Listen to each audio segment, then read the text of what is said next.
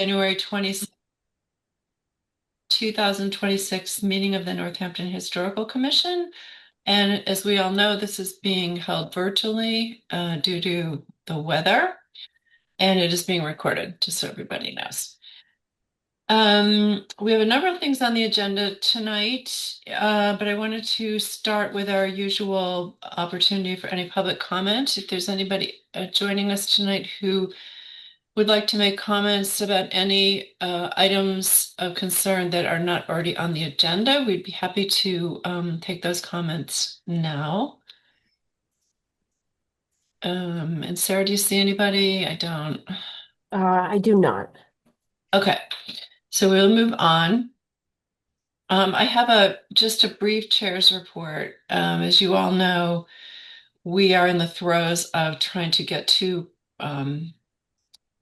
historic preservation projects off the ground, and one is the Laurel Park National Register nomination prep. We had a deadline for that in December, and we received 9 proposals, which is really quite something. And Martha and I, the two Marthas and Sarah, met on Thursday to go over our proposals, the proposals, and did come up with a final choice. I think that's being reviewed. Am I right, Sarah? Yeah, so we haven't issued the notice to proceed yet, but we'll be doing so shortly. Okay. Yes. All right. Great. And then the other project is the conservation of stones in West Farms and Park Street Cemetery. That application deadline was on Thursday, and we received 3 proposals for that. And we have narrowed it down to a finalist, and that choice is being reviewed as well. I don't know if I can say anything else about that at this point. Sarah, if there's anything you have to add to that, please do. Yeah, not at this point, but hopefully we'll be able to get someone under contract sometime over the winter. That one's not as time sensitive because the work won't be starting until later in the year. Right. Okay, great. All right. And that's all I'm going to talk about tonight in regard to that. We do not have any minutes to approve, so I think then we will just move into the fifth item on the agenda, which is the public hearing to determine whether 604 Bridge Road, and that's map ID 17D-008287, should be determined preferably preserved pursuant to the Northampton Demolition Review Ordinance, Chapter 161 of the General Code. And as if you all remember, I think Sarah summarized this in her staff report. At our last meeting, we reviewed the demolition application, and our first step was to determine whether the property we felt was significant enough to have move it forward to a public hearing, meaning not issue a demolition permit at that time, but to move it through to a public hearing so we could make a final determination about it.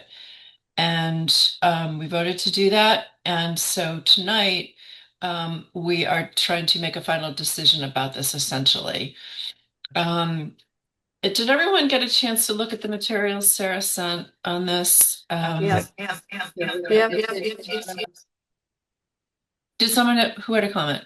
Martha? No. Sorry, Okay. that was us. We're coming off speaker. Mike Pickett and Chrissy Bourgeois. Sorry about that. Please. Okay. And is the property owner present for Is this? it? The Yes. property owner present? Yes, You. yes, that would be me. Oh, okay. So Sorry. in your mic. Are you Mike? Yes. Yep. Okay. Great. Thank you. Welcome. Thank you for coming. Thank you. Sure. Okay.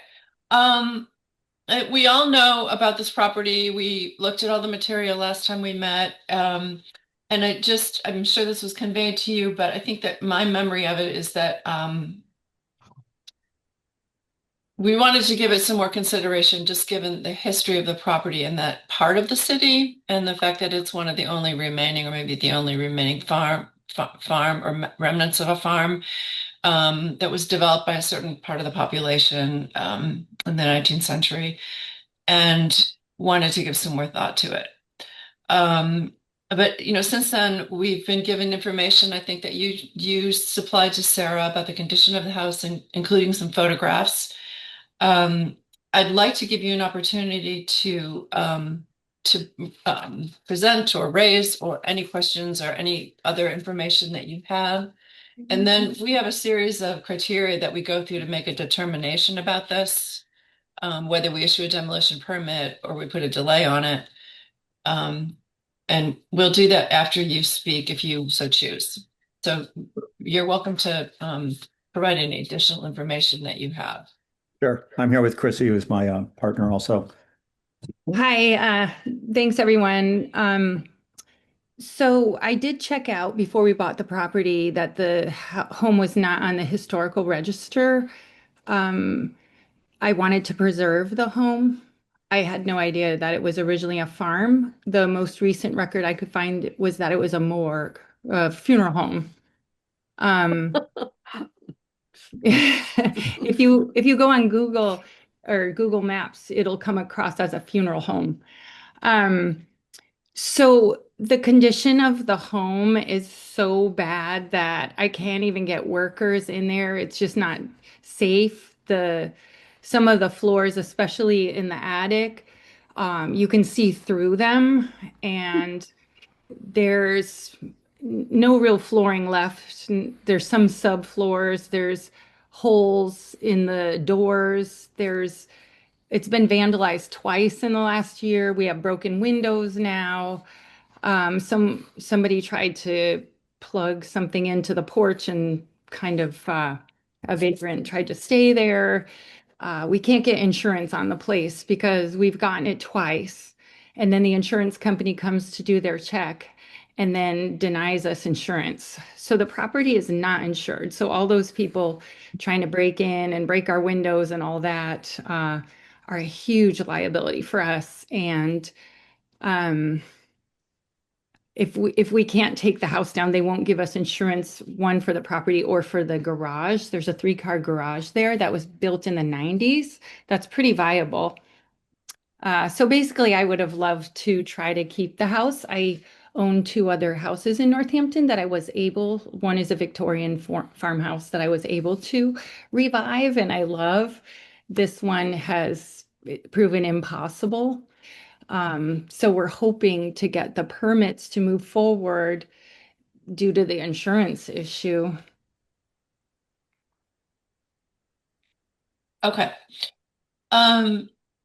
I just want to ask one question, and I'm going to ask the other commissioners to see if they have any questions. In the Sarah sort of I guess quoted a synopsis of your, I think me probably an email that you sent to her about the house's condition. And I just want to read this to you because it didn't make sense to me. Talking to the sellers of the house, relatives of resident owner Angela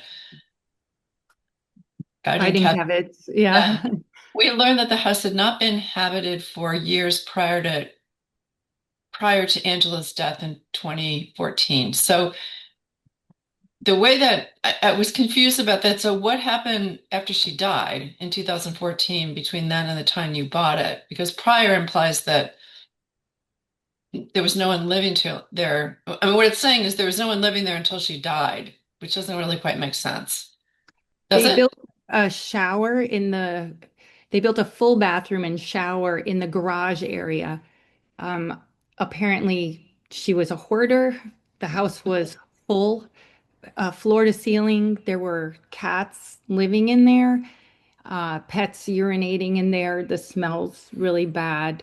But apparently she couldn't walk upstairs. She had a medical condition that she couldn't walk upstairs. So she apparently kind of lived out of the garage and in her car and used that uh, shower that's built in the 3-car garage, but didn't enter the house. Okay. And then after she passed away, it sat empty for years. The relatives didn't know what to do with all the stuff. They eventually were able to remove everything with 7 dumpsters. Then they just cleared out the house completely. Um, And eventually the rodents and stuff went away, but the smell didn't. Oh, Okay, so that makes sense. So what you're saying is that she lived on the property, but she didn't live in the house before she passed Correct. away. Yeah, And sorry that was confusing. no, that's okay. Yeah, that's perfectly, you explained that perfectly. Okay. And so it sat empty for 10 years until you purchased it into 2024. Correct. Okay.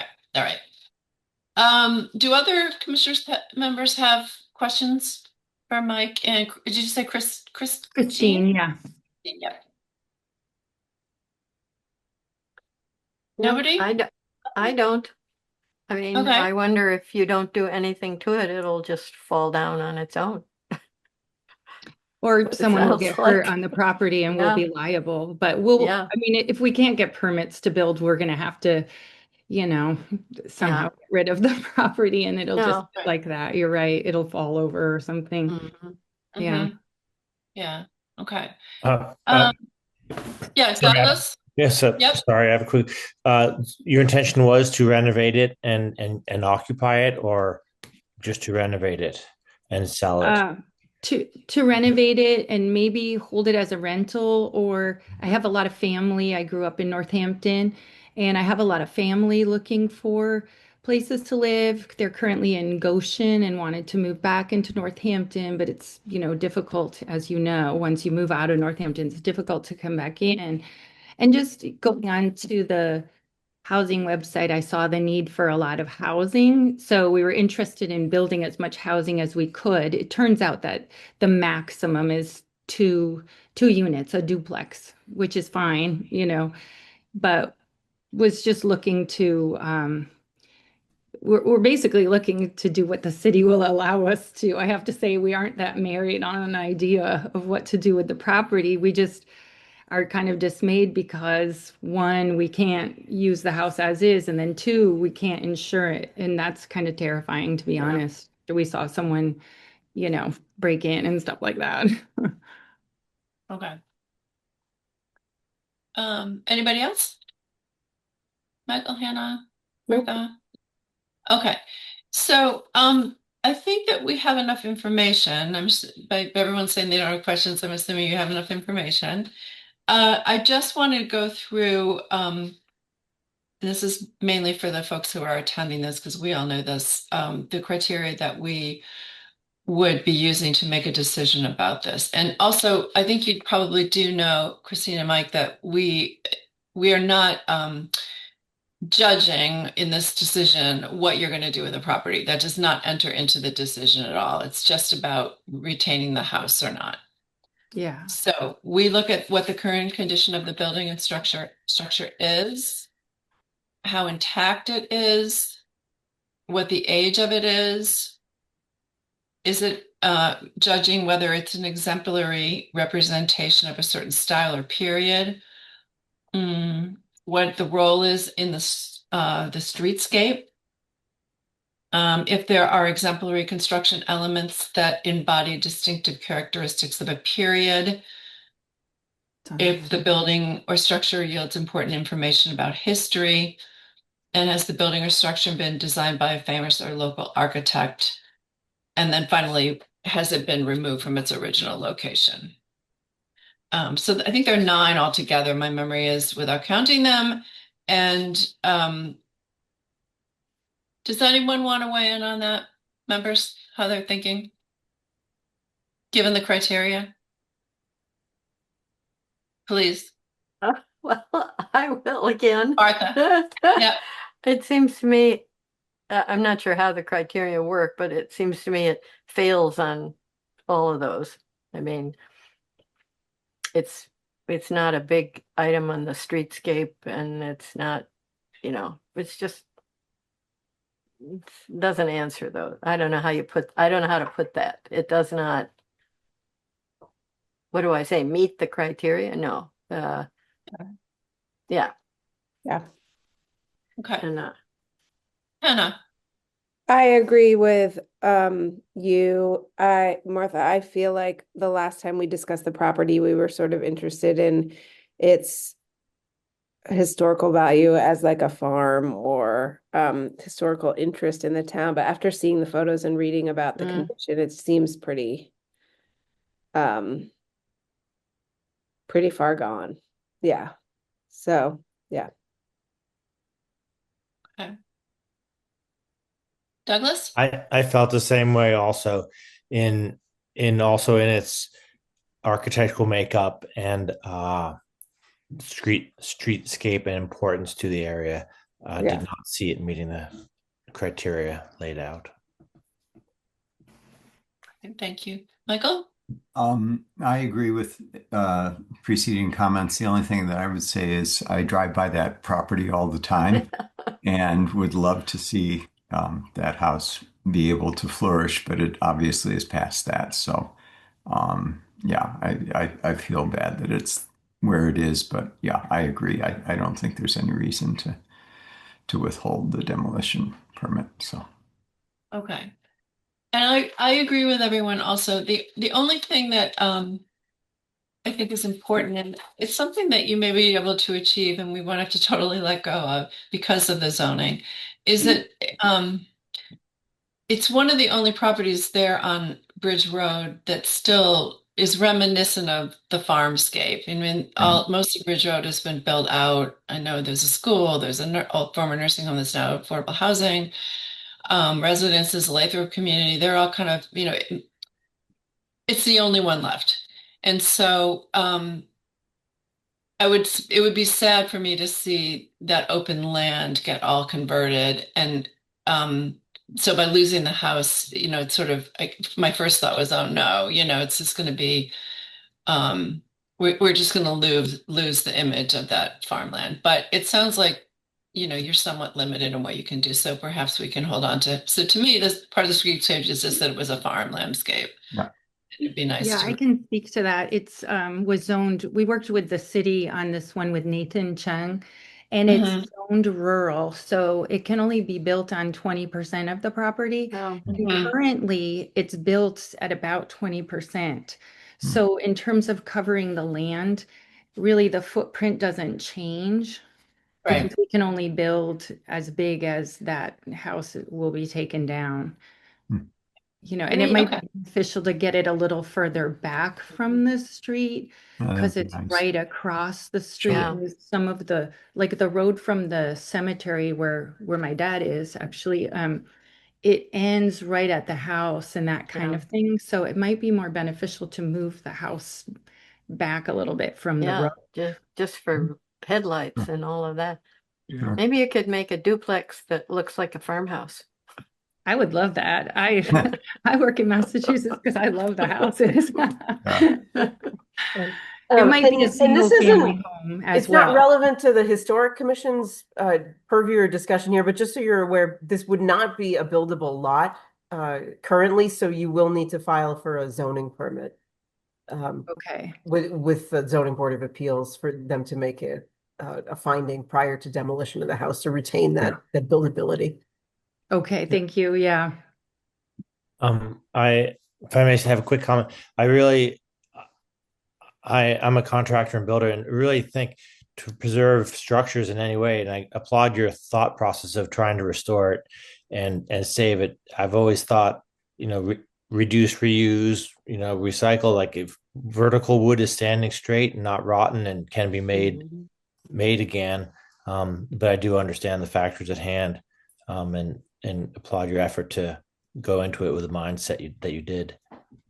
Thanks. Thanks. We really did want to rebuild it. Okay. Yeah. Is there any more thought, discussion, comments from the commissioners? Okay.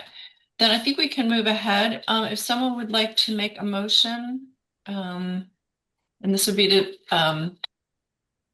either award a demolition permit or to put a delay on the demolition. So it would be either to find the house preferably preserved under the demolition ordinance, in which case a delay of up to 12 months could be imposed, or to not find it preferably preserved, and that would allow demolition. Sarah, I have a quick question.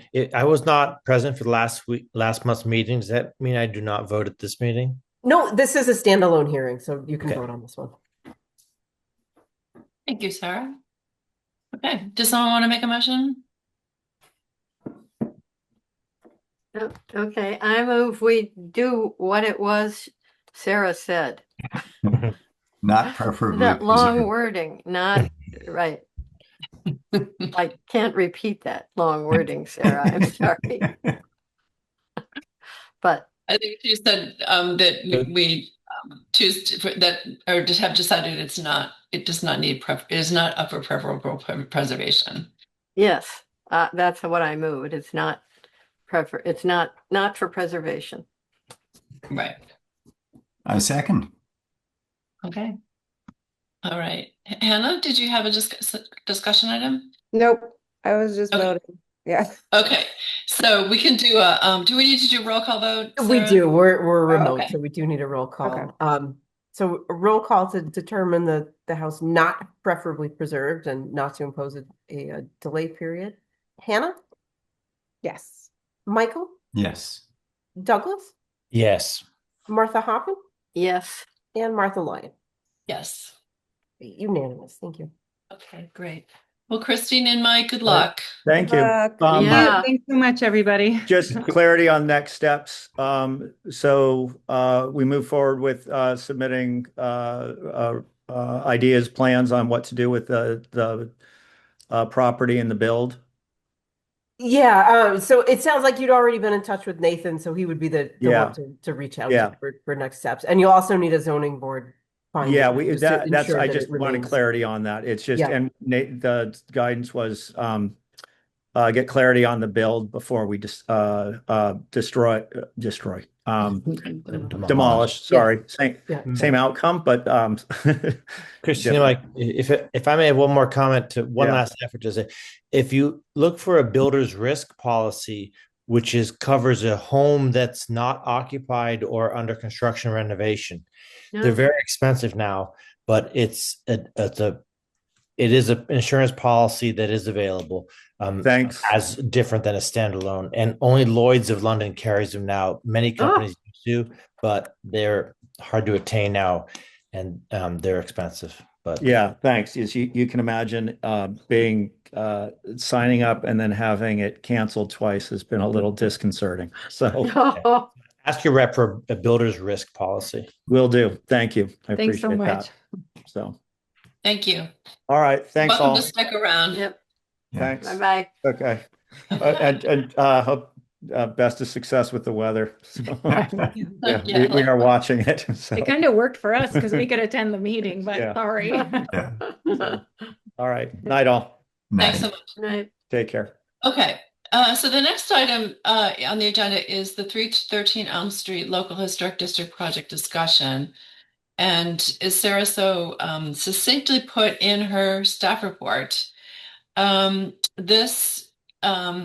local historic district ordinance allows for us, as I mentioned, a landowner in the district or his or her representative may request for formal assistance from us in planning alterations or new construction. We can offer informal advice and any comments.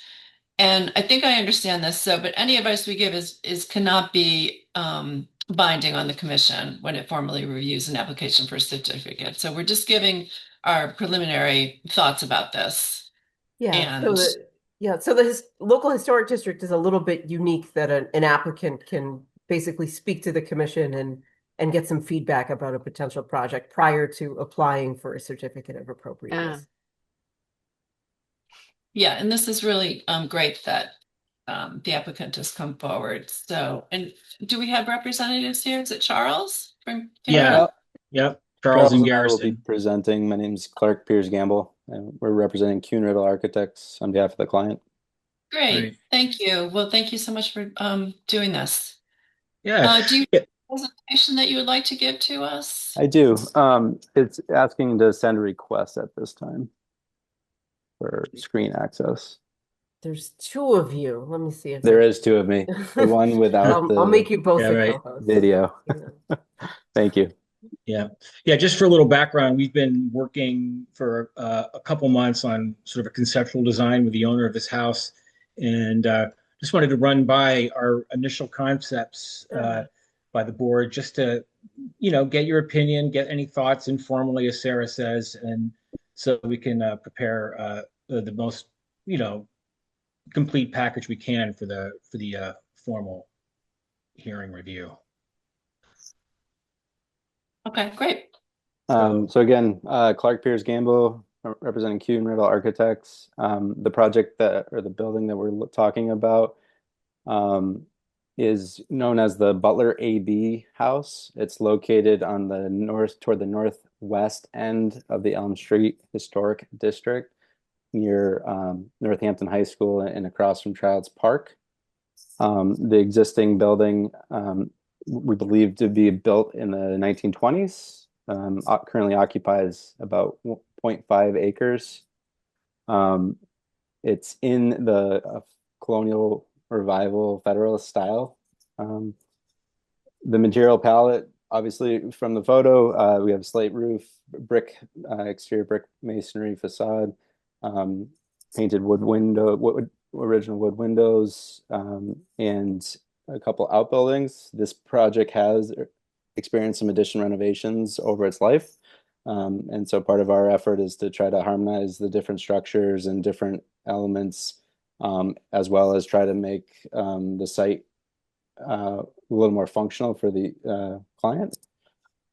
I'm going to go to the next slide. So just zooming out, providing a Google image of the Elm Street Historic District along Elm Street, and kind of generally where we are. And you can see kind of Northampton High School up in the upper left corner of the image, Childs Park across the way. Zooming in a little bit to get more or less the two main intersections toward the north. We did a little photo survey of the existing frontage of the buildings along this corridor, just to get a sense of what's there and make sure what we're proposing is both in line with the house, but also in context. And so we've come to the realization that it's pretty eclectic, all colonial, mostly single family, residential, but there is a mix of wood, shake, and brick facades, Greek, Gothic, and colonial revival styles. 1, 2, 3, 4-story structures, and some couple different instances of use. You see the center here. There's a slightly more modern, kind of more industrial looking structure. And then, while I don't believe actually in the district is the church, which is adjacent property to this. So through this presentation, I'm going to show a kind of comparative analysis of the existing against what we're kind of proposing. So to the left here is a architectural site plan of the main house, a screened porch, a brick patio in the rear. Some of these kind of barnacle additions that the building has experienced over its life, a shed dormer on the back, an existing carriage house / garage, and an existing pool.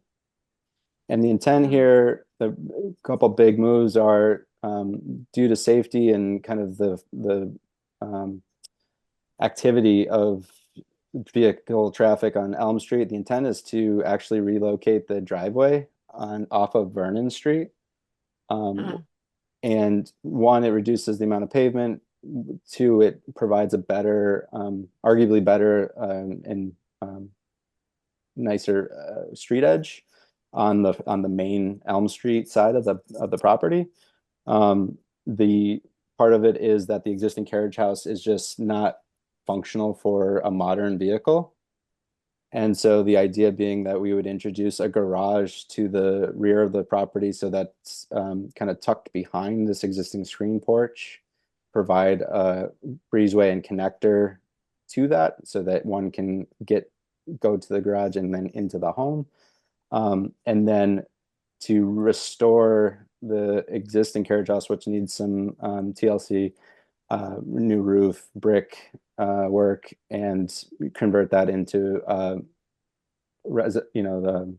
family gym, and kind of complement the existing pool in the rear. So more fitness oriented, but also really trying to preserve as much of the property in the backyard as possible. There's quite a mature tree vegetation and site plantings that we're also not showing here, but that we're dealing with. And so new entry point on off of Vernon Street is kind of what we're proposing. The existing screen porch is something that I talked about a little bit about functionality. This was something that was added in the 90s and is highly unfunctional given the amount of traffic in along these two roads. The client doesn't find that it's usable given the sound, and it's not a nice space, even though like the idea of being outdoors. So the idea is to try to play off of that and create this kind of courtyard, insulate the rear yard a bit more from acoustics, but also retain some of that character that was previously approved and we think complements the existing architecture, but provide more functionality, and that'll become a little more clear in the coming slides. So it's just zooming in some of those kind of moments, again, existing on the left, proposed on the right, and how the program is starting to kind of lay out and connect the spaces to one another. So there's a series of call outs here of these moments that I'll get into deeper in the presentation.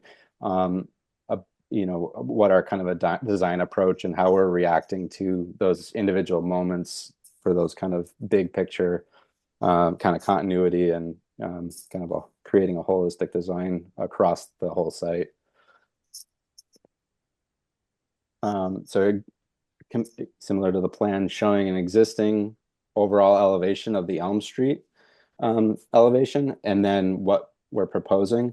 So the big moves here are addressing the garage in the back. So while somewhat visible from the street, it is a little bit tucked behind the existing house.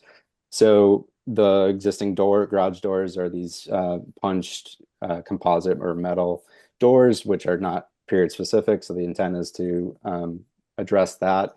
There's this little bump out mudroom addition, which we want to address, and that's the basement access point. Again, another addition that was added. The screen porch is something that we want to address, as I said, and I think we're proposing to convert that into kind of a mudroom and water closet to complement the new entry and garage point. The existing main entrance is not original either. It's a precast concrete stair, and the intent would be to really hone in on formalizing the center entrance and bring back the material palette. We either think that this was either wood construction or brick and stone, similar to what we're proposing here, and that's what you'll see when we get into those details. The project did also experience a window replacement in 2022. Not all the windows, but a lot of them. The intent here is the two elevations, one on Vernon and Elm Street, to replace the remaining windows as well. So there's some information that we're showing on window replacement, and the intent that the windows that we do replace, provide the units that we would use elsewhere in the other structures and some of the addition restoration. Looking from the courtyard, while not quite in the purview of the historic, we're just showing how this kind of works together. And what you're seeing is here are the screen ports, and then here, actually in front of that now, would be the proposed garage. And what we're really trying to do is play off of the existing brick detailing with soldier course lintel, kind of these arched windows in the gable, nice frieze and soffit returns, and we're introducing a brick datum here that also plays in. So pretty, not over playing homage to the existing structure, but really taking the simple details out of it and making it really react to that palette, I'll say. This is looking at it from Vernon Street, given the understanding that the existing site wall and plantings don't actually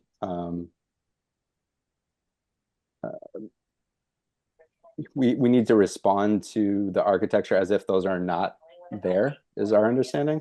So I've stripped that away.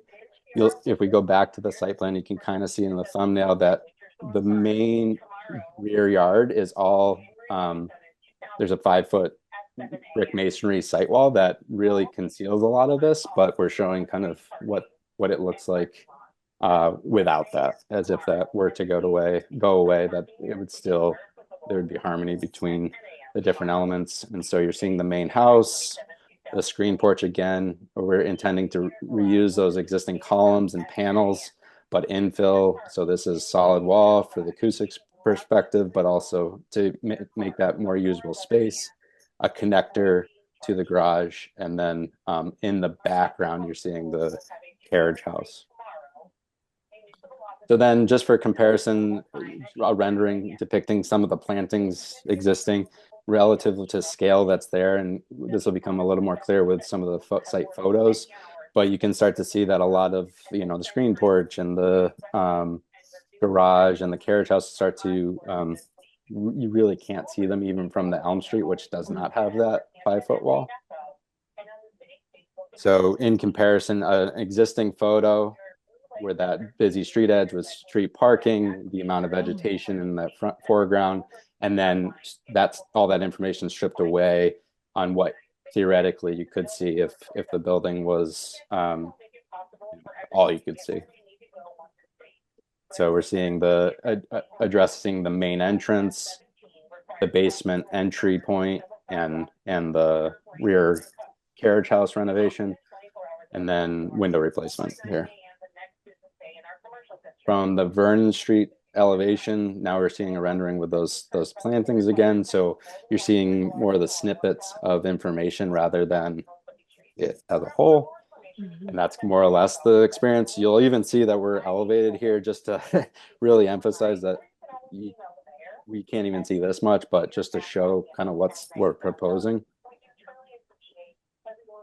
And then similar view up from the Vernon Street and Elm Street corner intersection, the existing photo and rendering without the plantings and site conditions. This is from, there's a driveway that goes to the backside of the church behind the property. Again, that site wall carries through there as well. And so this is looking back at kind of the courtyards that we're creating, as well as this kind of bosque or rear yard little area that has these pretty mature trees in the backyard. And so you're seeing the back of the carriage house, the main house way in the back, in the front, and then the new garage.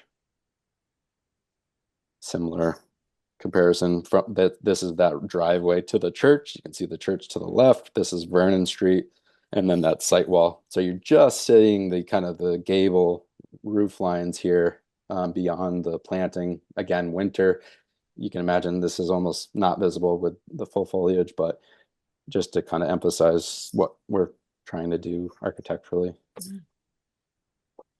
Again, these are more not realistic from a inhabiting space, but trying to understand the spaces that we are trying to create between these structures and new landscape elements. So we're really trying to create this play off the existing. There's by creating this elevated patio that negotiates the changing grade from the first floor to the existing topography. Getting rid of the driveway is a big move here, obviously, and that would become a planted edge to the neighbor. So that's what you're kind of seeing here, is that this was paved and now will be a planted edge, and then trying to create a little garden here and then a hardscape bluestone patio that relates the upper courtyard of the house and the new kind of restoration of the carriage house. So these critical moments that I kind of alluded to are this next series, which is the main entry. So you can see the existing precast. As I said, I don't think this is original, but playing off of the geometry of the curved canopy above right now as is, it doesn't provide enough space to come out and stand without, almost getting injured. So the idea is to make that a little larger and again, play off the material palette of the rear patio and the rest of the house with a bluestone top and brick uh, um, wall condition or risers and wall, and also give a little more presence, anchoring that out in the overall elevation.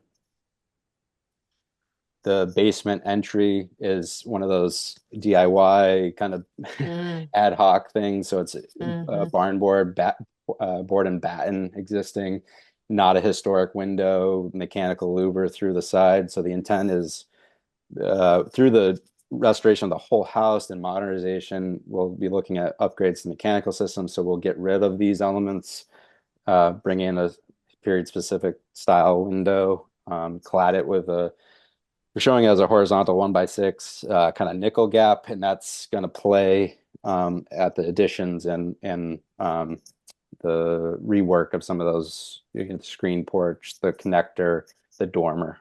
So those elements that are barnacles, if you will, but are playing down from the existing brick masonry. So this is be the restoration of the existing carriage house. The intent here is to not rework the brick in any way, but maintain the existing opening, knowing that these are not original to the house, these doors, and bring in a lot more glass and daylight into the space. Also a way to pass into that garden that I described earlier, and kind of matching those proportions, and also playing off of the inside face of the courtyard from the house, which are these rather large Palladian windows, kind of really glassy elements that we're trying to kind of reverberate in here, but also play down. We're not introducing curves in here, just utilizing those existing openings. Again, this would get a new roof, slate roof. The intent is to match material palette of the existing and do some brick repointing. The update to the screen porch, as I said, it's very underutilized at the moment. So the intent is to make that part of the envelope. And you're seeing kind of what the functionality would be. So it would become a part of the pantry, an extension of a hallway into the kind of the arrival to the house with a little touchdown mudroom and water closet. So really packing that with some program to make it highly functional for the user. But really also playing off of maintaining the existing columns and these panels, introducing that nickel gap here. So that relates back to some of the additions that were, or elements that we're trying to harmonize across the site. Maintaining the existing iron rail at the top and the roof replacement as needed. And then this is the proposed new construction garage off of Vernon Street. And as I mentioned, using those arched windows, which exist elsewhere, as well as the traditional window that we're proposing elsewhere in the building. Looking at introducing a 2-bay garage here with lights and kind of more just single panel doors, but the big element being that we're really using a brick exterior, playing off of the detailing with the soldier course, the horizontal banding, and where we introduce those punched openings.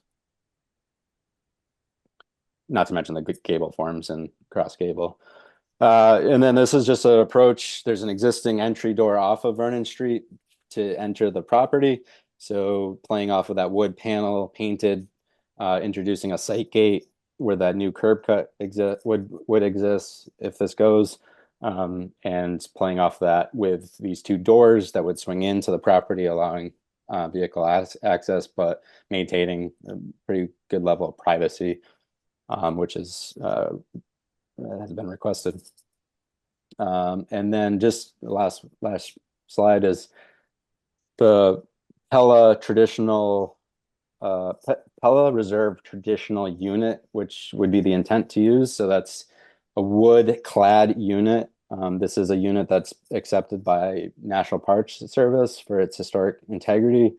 We are proposing to use a integral screen with that lower sash, which would allow us not to see the screening while the window would remain closed, which would be a big, I think, benefit visually to maintaining the historic character of the house. The existing is there's storms on the existing, which really detract from the elevations, and so the idea being that we can really make this look as you know, original as possible. We're proposing a putty glaze and OG interior for the simulated divided lights and very traditional glass hardware. Very specific, all the specifics and kind of the language. I won't, if there are questions about that, I'm happy to go into it. But that's in a nutshell the presentation. So love feedback and comment that we may be able to take with us.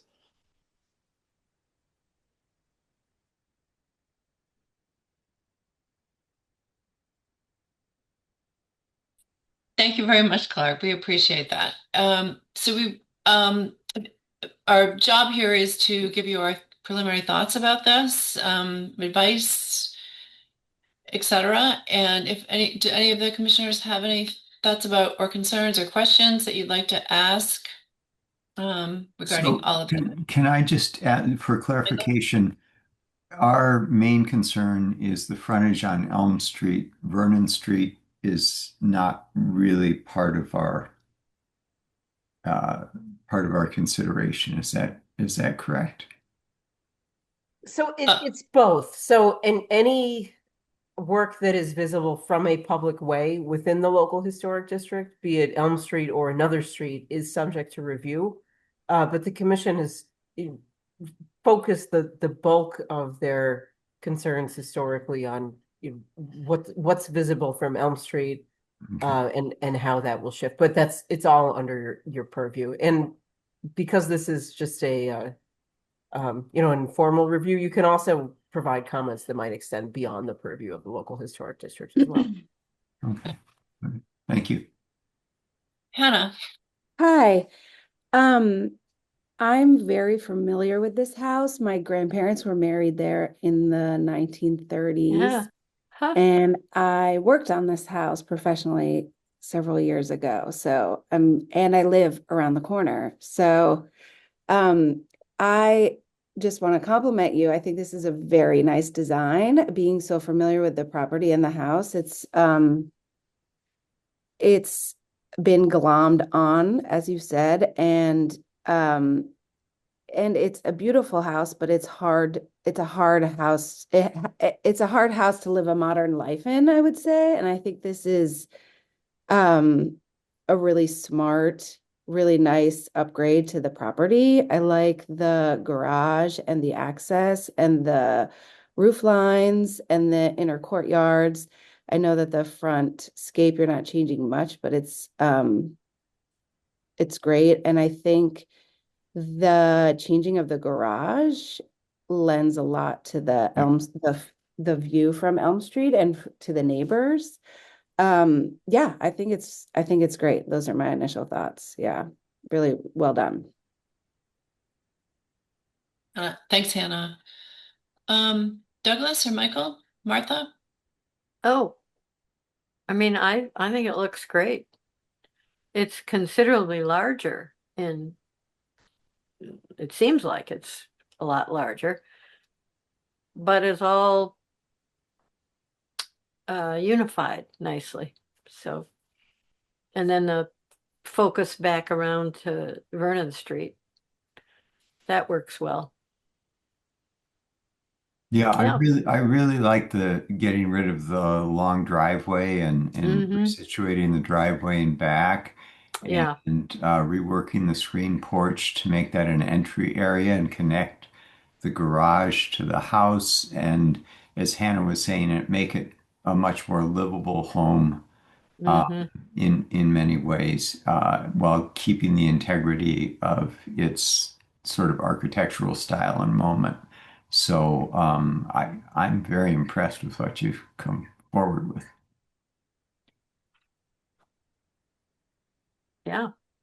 Douglas? It is a very well done presentation, and all the attentiveness to detailing is great. Is the brick for the addition and garage, is that easy to match, easy to find in the general palette? So we have not gone so far as to start matching. We do, many of you probably know, John Olander is kind of our go-to person in the Valley, and is often very is able to find something very specific if we have needs for it. And it's John Olander's grandparents who are married there. Okay. Yeah, Oh, wow. which is cool. That's great. Yeah, he was in the office for another project this week, so he's going to be our quick call Yeah. on this one. Yeah. Great. Mhm. It's great to see a place taken to such a good level. So, again, with detailing Yeah, and it's so great, forth. the homeowners. And the planting that you've shown in your design just looks great. I have a couple questions. Would you, Clark, be able to flip back to the view? Well, actually, it's of the gates, the new driveway gates, that image. Yeah. Yeah, so this is one of the last pages. Yeah, so explain this to me. So at the very left, there is a pedestrian entrance that's Yep. arch. Is that coming out? No, the intent would be to leave that intact, and we're really trying to play down, so we're not introducing curves and or this kind of nice archway, but play off of the wood paneling here. Oh, I see. And then Okay. relate this back to the nickel gap elsewhere in the structure. So playing down the new intervention. But this is it's about 15 feet page south of this entry gate. This would be for the vehicular access, and this would be strictly for pedestrian access, or the client's access. Okay. So how wide is that gate? So I believe I think this is It's so eight it's foot I think these panel? are 6-foot segments. So I think it's 12 feet all in. So there's two leaves on continuous hinge, and there Yeah. would be a hollow metal frame. You can kind of see it here. It's a hollow metal frame that's clad with a nickel gap and wood trim. So it would be a pretty heavy duty gate, and likely an operable gate. Right. Right. One thing that may not be clear is that those piers that are buttressing either end of that gate are part of a series of existing piers. So we're locating the gate Oh. between two existing brick Okay. piers. Right. Yeah, Yeah. I see. And Yeah, I that can makes go to a sense. site plan to make that clear. Oh, shoot. I like that. Yeah. Let's go there. Well, so my concern about that is I do think I wondered if it does look bigger than 12 feet, because I don't think that wall is 5 feet high. And the reason I say that is I walk by there a lot, and I'm almost 6 feet tall, and I can't see over it at eye level. So if I'm scaling the height of the wall to the width of the gate, it just looks quite wide. But maybe it's an optical illusion. And it could be as much as 8-foot leaves. I'm sorry, I don't know off the top of my head, and I don't want to Okay. guess in a lot of ways, but just the spacing of those piers here is represented here. Yep. Yeah. I see that. And this is probably a Yeah. 12-foot drive, and then this is at least 2 feet on either side. So that's why I was going, okay, so it's closer to 16 probably, all for the full width. Yeah. But yeah. So that's the only way to get in by car? yes. Yep. That would be the main access point. And Okay. is that a automatic gate? I mean, Yeah, it would be. The thought would be that it would probably be controlled from the vehicle, and it would be a hollow metal frame that would with an automatic operator. And it's big enough to get a big truck in there? I mean, yeah. So this is a 12, I think, width, and cars are generally 6-7 feet, 8 feet maybe. But yeah. So this is the turning radius depicted here, and the car provides adequate space to get in there. The driveway is wider than a vehicle. This is wider than the driveway. Mm-hmm. Yeah. And where is that pedestrian? It's not represented currently in the site plan, but Oh. there's an existing iron fence here, excuse me, and the entry is in the, I want to say it's in the first bay. I might be able to see it in the photos. Okay. But it's up towards the front. It's toward this Elm Street side. Yeah. Yep. Yeah, we'll be able to Okay. document that more clearly in Yeah. our final presentation. Yeah, it's just, Yeah, I mean that was one of my just my concerns about just visually that gate seems very prominent. It's going to change. It's a kind of intrusion on that very quiet streetscape along Vernon.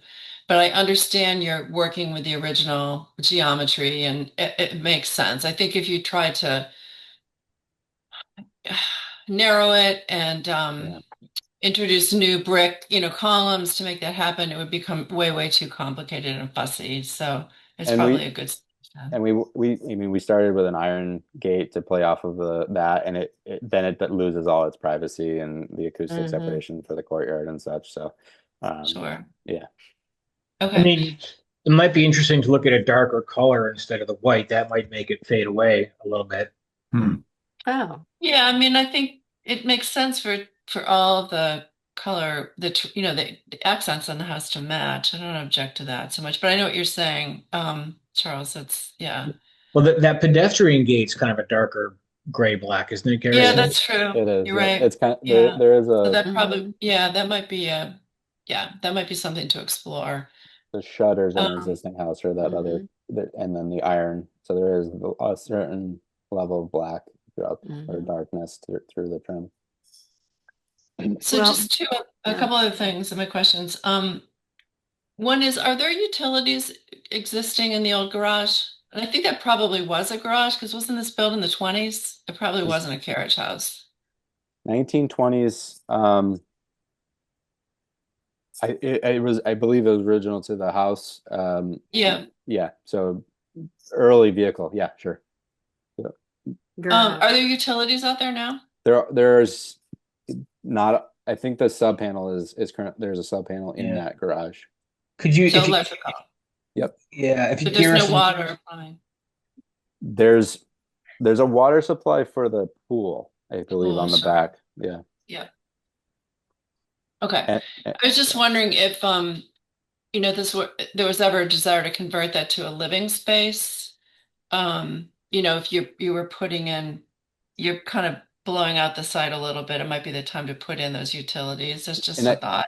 We're intending to use it as the home gym, so the intent would be to fully make it improve the envelope, and provide water, upgrade water and electricity to that to provide, probably a shower. A shower, yeah, maybe a bathroom. Okay, so then you'll have all that. That's good. Yeah. Martha, I have to argue about the plantings in the front. I don't agree with you about that. Oh. So that's Where was I will I say looking? those are representational of the existing. I know. Yeah, we didn't. Yeah. That's not per design. Yeah. You know what? I mean, it's got a really lovely rhythm to the foundation, and foundation plantings came into being when people used concrete. I mean, originally foundations were always seen. So, but that's not something we can weigh in on anyway. The other thing, though, I just want to point out because I don't think wait, Martha. So, yeah. What is your thinking about foundation plantings? Just having nothing to do with this. We can talk about that. Okay, all right. We Well, do the tend to hone them in a little bit. They've become a little unruly. Oh yeah. I totally Yeah. agree. I mean, First the story views that are plantings up at this there. point. Yeah. I mean, I think the house would be really lovely if you just did something very minimal because it's got such a beautiful rhythm to it. And those I views agree. are just fighting everything. Yeah. Plus they create moisture problems. But anyway, so the other one though, as I don't think any of you were on the commission, Dylan was at the time, but we reviewed the application to replace these windows, all of them in the house. And Sarah, remind me how long ago that was, if you're there? So I believe it was Mhm. 2022 because Yeah. we have some of the documents from that. We are working with Pella again. They've been to the property and we've done another survey, and so we have some information on what's Yeah, new, what's existing, what's and there was an initial denial of a request to Yeah. replace all of the windows in the house. Yes. yeah. And a subsequent approval of a request to replace some of the windows. Correct. And my understanding is I don't know the nuance of why it didn't go for there's an interest to do more contemporary units and not as historically sensitive from if I'm reading through the kind of the documentation. So our approach has been to kind of go more rigorous for those replacement windows, especially on Vernon and Elm Street. Yeah. There are a couple replacement windows on Elm Street, and then you can kind of see in the background or in the backside, those units are more modern units, casement style, fixed units, etc. No divided light.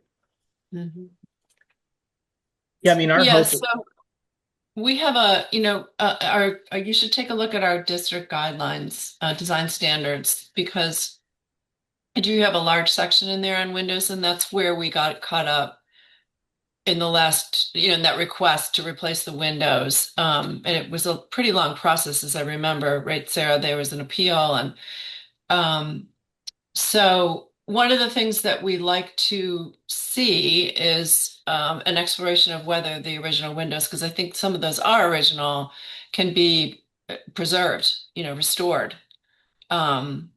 So just take a look at it and consider it, because it's something that we'll have to consider in the review when it comes time. Be nice Okay. to be on the same page about it. Yeah.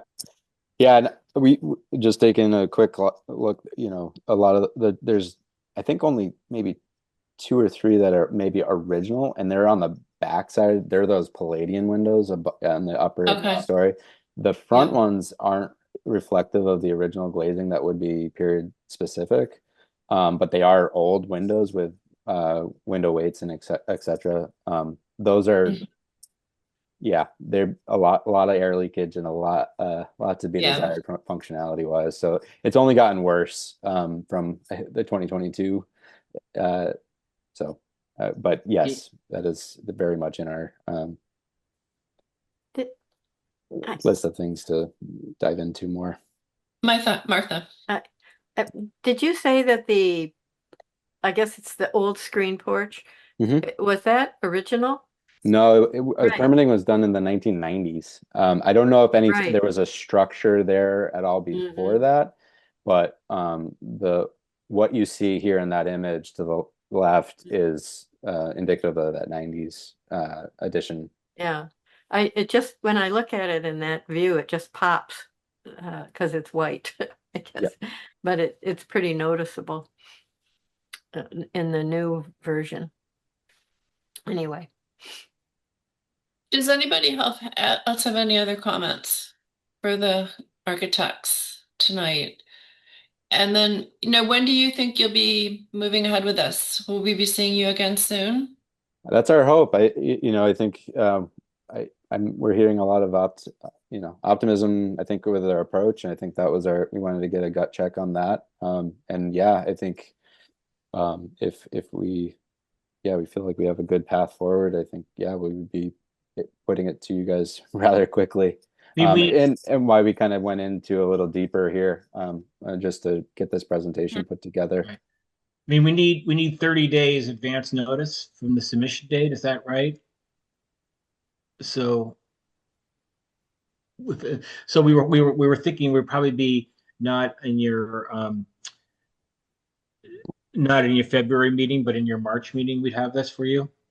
Yeah. Okay. So we'll submit this sometime in February. Okay, Sounds good. great. Is there Okay. anything that from the board would be desired beyond what kind of graphics and presentation that you think would be useful?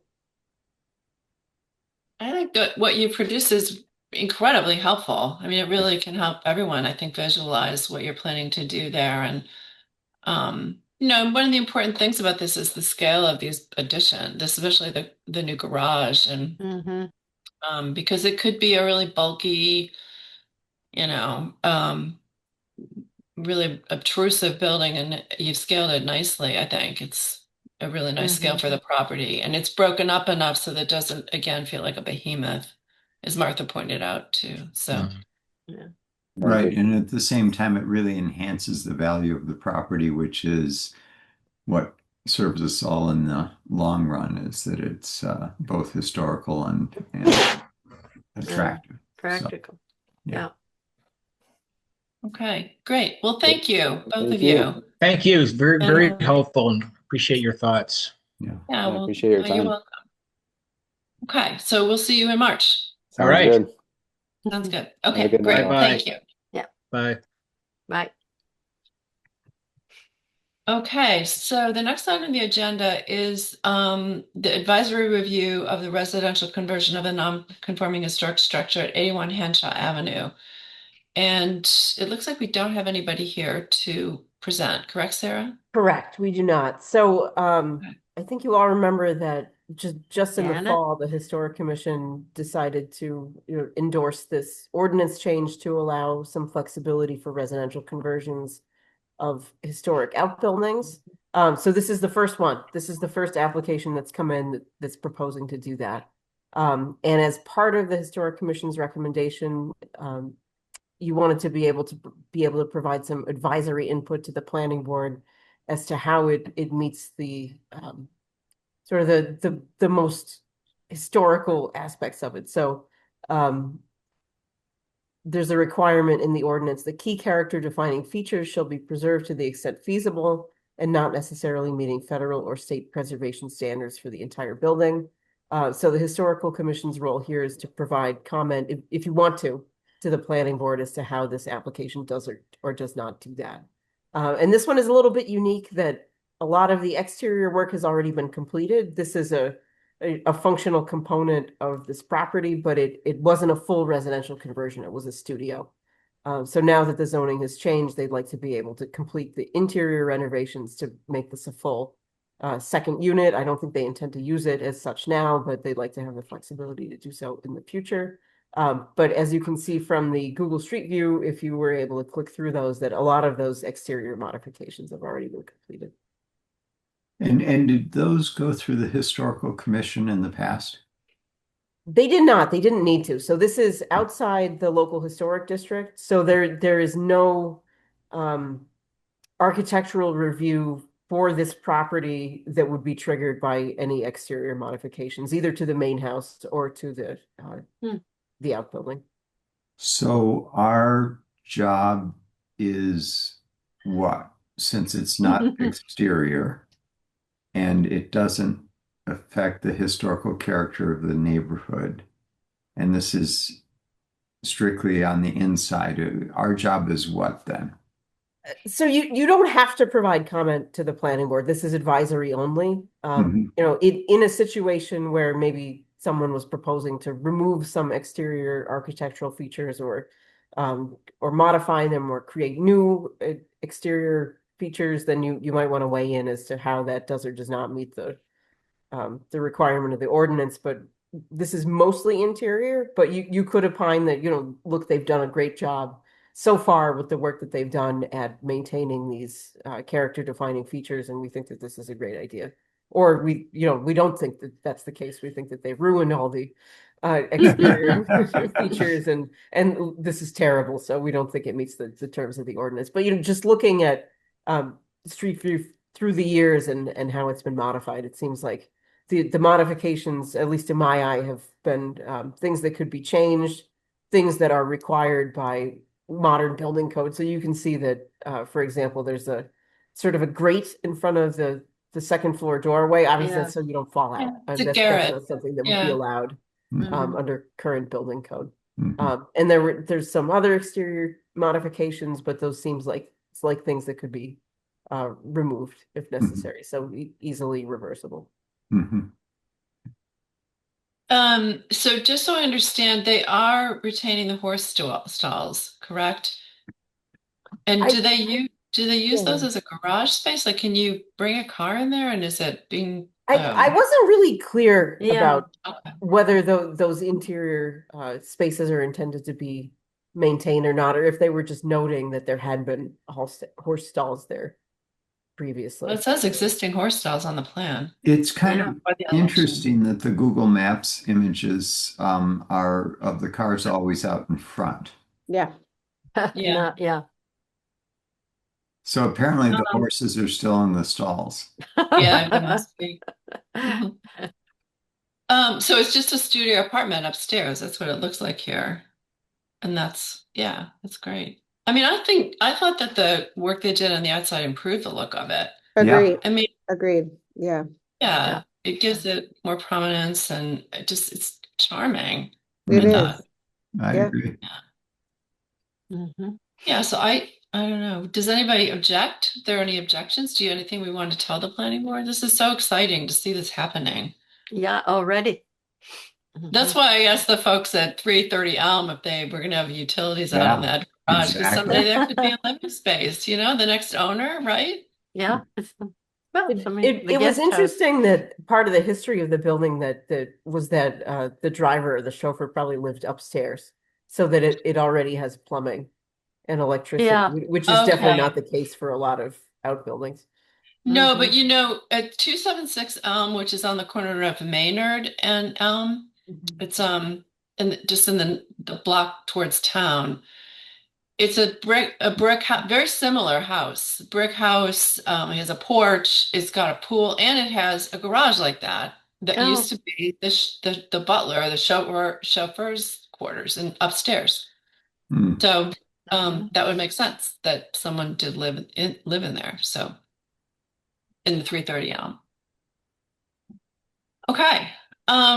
Well, I think, it sounds like people are in support of this, and we don't have any messages for the planning board, just to keep encouraging people to do these things. Yeah. Yep. Okay. Great. All righty. So we don't have any more pending issues on. We could, what time is it? It's 6:45. We could talk about the awards program. I don't know if anybody were thinking about maybe trying to get that going again this winter, spring. If anybody is interested in doing that, it's a bit of work to pull those together, but it could be done. I'm still working on it. I met Are with you, Hannah? Betty. Yeah. I met with Okay. Betty Sharp from the Historical Society to sort of get her take about our last conversation of having volunteers or the library or somebody do more robust research for people's homes. Her like initial feedback was she was a little worried about volunteers and the authenticity of the work that they'd be able to do. And I got the number for a guy named Chris Scully from the Massachusetts Historical Commission, and I'm gonna call Yes, him. former.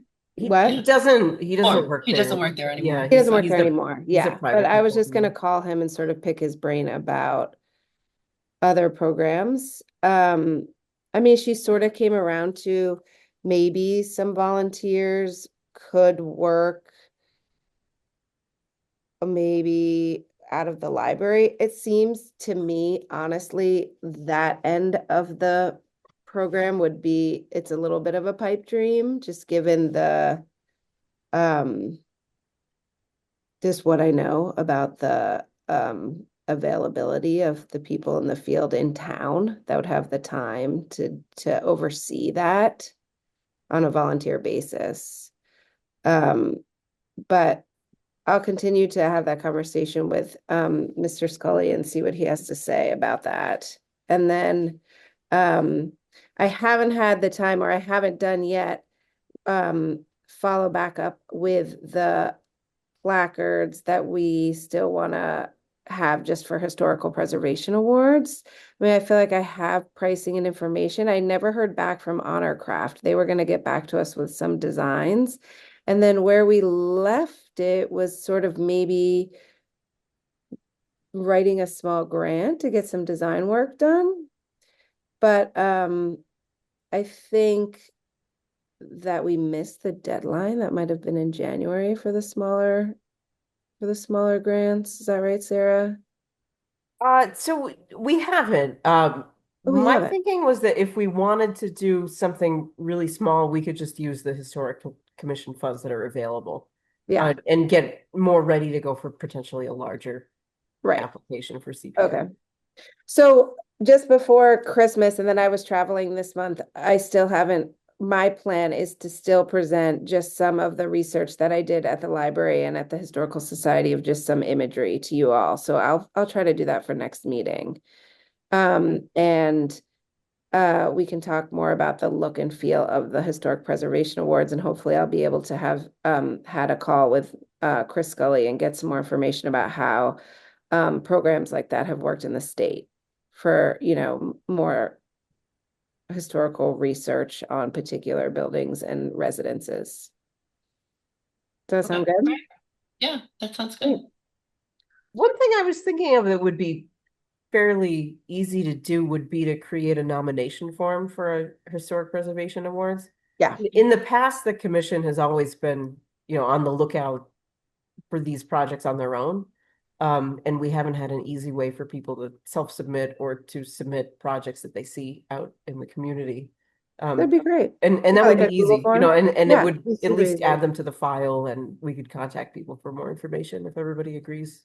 Yeah, That would I make think that sense. would be awesome. Yeah. Yeah. Great. Okay. Yeah. So All right. Sarah, there used to be a form like that, and the reason I know is because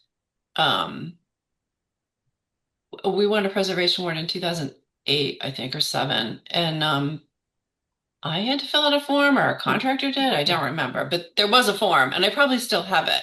I know. So I that think would we be. still do have it. I think Barbara, Do we? yeah, in the files Okay. that Barbara Blumenthal shared, I think Yep. there is a form in Yeah. there. Yeah, Okay. so Fill that out. I'll take that and turn it into an online Okay. form, Yeah, let me know Right. if you can't which find is that. much Oh, easier. that would be Okay. great. Yeah. All That'd right. be really Thank you. good. Okay. And then maybe, when we get to the point of knowing where we want to do this, is it something that could go into the city newsletter, their e-newsletter? Yeah, absolutely. Okay, because that's pretty comprehensive. I don't know if you all get it, but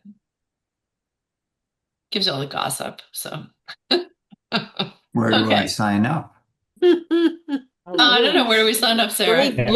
Let me find it. Send Yeah, I that don't to have us. Oh, that. I Michael, you love the have to sign gossip. up. You gotta That's get why the I'm here is newsletter. the gossip. Yeah. Let's. Oh man, some of you don't want to know. Okay. Um, and Michael, do you want to say anything about the Florence project? Which is Well, a little actually, bit Sarah, or Martha, I was wondering if you or Sarah had any kind of follow-up. I remember our last email exchange had to do with the fact, well, let me frame it for the other commissioners. Yeah. Basically, we got what seemed like a very positive response from Ben Haley about the Florence Historic District nomination. And yet it was kind of cryptic, and there were ways in which all of us were left scratching our heads and wondering exactly what he was saying, because in a way he was saying, this is great, let's just go forward with it. And yet he was also saying, well, there are some things we need to do, but we weren't really clear about that. And Martha said that she was going to check to see if we could get a little bit more um, other eyes on this, so that before we communicated with Ben, we had a good sense of what we were asking about. To tell you the truth, I don't know what you've heard, but I think it would be fine just to have a Zoom with Ben and kind of like clarify where we stand. But if you have other information, that's fine with me too. I do feel that he's operating in good faith. I just think the message was not particularly clear. Yeah, I agree. Yeah, well, let's talk more about that. I mean, I think, it is complicated, and we don't really have a clear path. And what that means is that we don't know how much additional work is required. Right. And that's going to be a big factor about whether we can move forward or not. And he wasn't clear about that. So we But may need to. I thought he was sort of suggesting that there would be a more minimalist way forward. Oh, And maybe I'm reading it differently than the two of you, but Yeah, I'm part of the issue is that at the very least, we would need a Form B for every property that would be included in the district, no matter what type of district it will end up being. but whether how it's many Form Bs do we need still? It didn't seem like that many. I don't know. yeah. But because we had Form Bs for a lot of those properties. Yeah. I mean, I think we're very, very close to the number that they need to say, yes, this is fine. But I don't understand this stuff. You guys do. Well, When I look, I think, go ahead. yeah, when I look at it, I sort of see, gosh, we have Form Bs for a lot of these properties, like the majority of the properties. And that's what he was looking for. He didn't want Swiss cheese. And he seemed to be saying, okay, I think we're very close. Let's go forward. But maybe I'm just an optimist, which is what Melissa always says. Well, I think that's a good thing, Michael. I think that the thing that confused me, and I know for Hannah and Douglas, you didn't get this information, so this is kind of boring for you, but just quickly, Okay. the Ben Haley from the National Register directed at Mass Historical Commission in his email, he was proposing two different ways of approaching this nomination. I thought we had ditched the whole multiple district thing, multiple property district, and we were focusing on the small area. But yet he brought that multiple property thing back into the conversation. And so that I don't understand. That's where I'm like stuck. I think, Okay. well, so that's where I'm kind of confused because I thought even the smaller footprint would require a multiple property district document. It It shouldn't. shouldn't. Interesting. Well, I mean, the corollary to, the examples of multiple property districts are like the diners of Massachusetts, where they're like the Florence diners on the So one they're up on Route they're not 5. They're all over the contiguous. place. What were the I other see. ones, I Sarah, see. that we talked about? It was there's the The Underground Railroad one, I yeah, think. Veterans Affairs Medical Veterans Center. Affairs, Yeah. the Veterans Affairs properties, and they're all over the state. And that's kind of how, I mean, I'm sure that there may be others out there that are similar to, they're in one community, but all the ones I know are all in different communities, and it's a thematic thing. So I would read that message then as saying that he doesn't feel that's necessary. But okay, I'll have to go back and look at the message with this new Yeah. information. Okay. Okay. And then, But I yeah, do and think that I need I to do find out think some the more. best thing to do is just have a meeting with Ben. Okay, we could do that. Yeah. I want to do that. Did Right. you send the message, I mean, his response to everybody?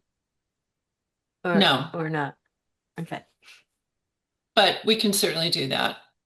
Yeah. That means you, Hannah, and you, Doug, and then Douglas, And and then me, also. I don't think I got it. I was supposed to get it, but I didn't get it. Okay. Yeah. All right. So yeah, Or- we can circulate that for Yeah, sure. or it's lost in my email somewhere. Yeah, that'd be my box. My hope is that the consultants that we're hoping to get on board for this Laurel Park projects can help us sort this out because they're very, very experienced. Are they? That's great. They're very experienced, yes. That's great. We might have to hit them up for some tips. That's great. We'll see. Okay. Anything else, anybody? I have a Douglas. little seed to plant or a little thought or discussion. Uh-oh. Yes. So with the Bridge Street house and the demolition request for that, and our board's ability, we can apply a demolition delay. But this Bridge Street house seemed pretty good because they really, I think, had the intent to renovate it and fix it, and to put a thought in the place of how can this board have a little bit more tooth to say, and if in some manner the CPA fund of the city is Community Preservation Act. So preserving the community and the structures within it would be one method of somehow to integrate where we can help them apply for a CPA grant or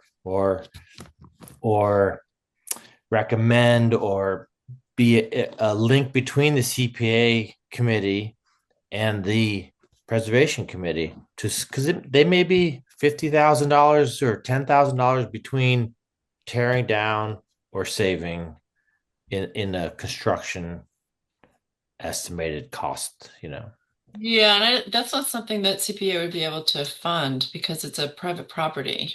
Oh, they And won't. Okay, so yeah, no, if we open the gates, we've been around that. okay. We're not on that one a few times. Because it seemed like they were really close with the ability to want to renovate it or Yeah. rehabilitate it. So, But I mean, Well, go ahead, I'm new to this, but it seemed to me there's probably never going to be as clear cut an example of something that could be demolished. I Oh, mean, there is. Yeah. yeah, we've had clear cut ones for Yeah. sure. that okay, because that seemed pretty clear cut to me, but I'm not Yeah. experienced. yeah. I mean, Yeah, anyway. and the tough aspect with CPA funding is that there has to be a clear public purpose that's Yeah, being met. and So it can be really challenging to be able to Oh. meet that for a strictly A private development. yeah. Right. And it seems like at least in this case, they're beyond where even maybe public funding might be able to assist. yeah, them. no, I Their understand. Like, minds might be made up. yeah, so public funding and the CPA is not the place or the source at all for that because I wasn't, but it just seemed close that if we could again brainstorm through the time of what Is there any like state or federal grants for historic preservation that we could send people to explore? Historic tax credits are probably the most likely Right. case, Yeah. and we do get some of those locally, like the renovation of the Haymarket building on Main Street was going for Right. historic Yep. tax credits. Yeah. Either they didn't apply or they weren't successful the first time, so I know they're going back again. But there's not a There's ton of not. opportunity for Yeah. a strictly historic preservation Yeah. project. And, Yeah, and especially for some, private home. I mean, I think because it would just, I mean, there's Right. thousands and maybe millions of Right. private, historic Exactly. homes in Massachusetts. And there's a lot in Northampton itself, so we couldn't open those floodgates. It would be a problematic, but okay. Well, this is great. This is great conversation.